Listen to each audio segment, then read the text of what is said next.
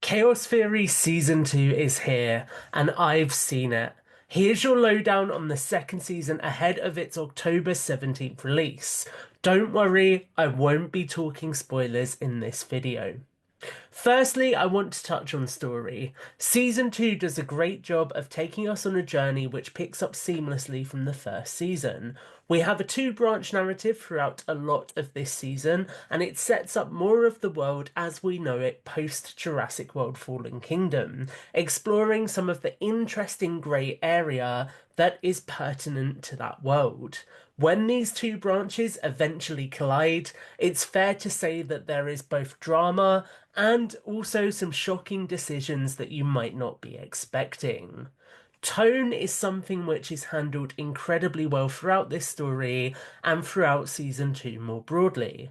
There were moments which evoked Jurassic Park to me, moments which felt a lot more like the mystery and wonder we saw in season 3 of Camp Cretaceous, and everything in between.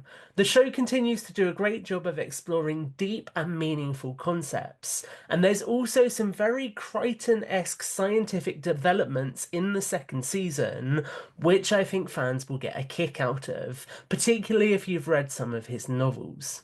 We spend time with the Nublar 6 throughout season 2, and I have to admit that Kirsten Kelly's performance as Brooklyn was a real standout for me here. She really managed to sort of evoke a Brooklyn from Camp Cretaceous that had matured a lot more, and really felt consistent with kind of her tone of voice and everything from that show. So it was great to see her kind of stepping into the shoes in this season so much more seamlessly. There's also plenty of character development for the rest of the crew throughout the season, and some interesting new characters who add a variety of different dynamics to the overarching story and the set pieces as they unfold throughout the second season.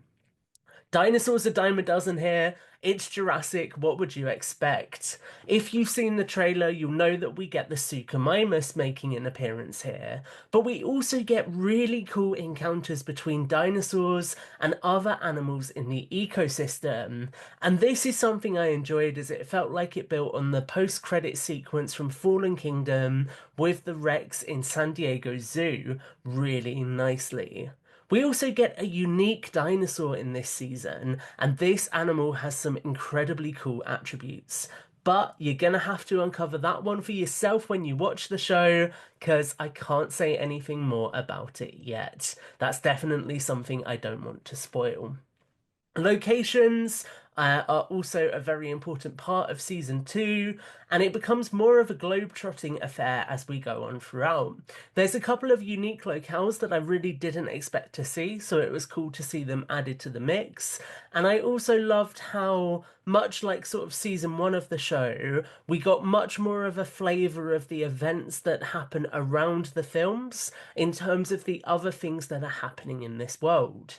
Even the jungle in season 2 here feels like it has its own unique character. It is a different location, but you're not going to know where.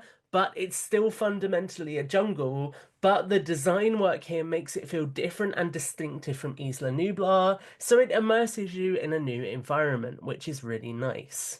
Most importantly of all for me, being somebody who loves Jurassic lore, this season has some real wider ramifications for the franchise, and it left me with a lot of questions and also a lot of excitement about the connections which were made in this season.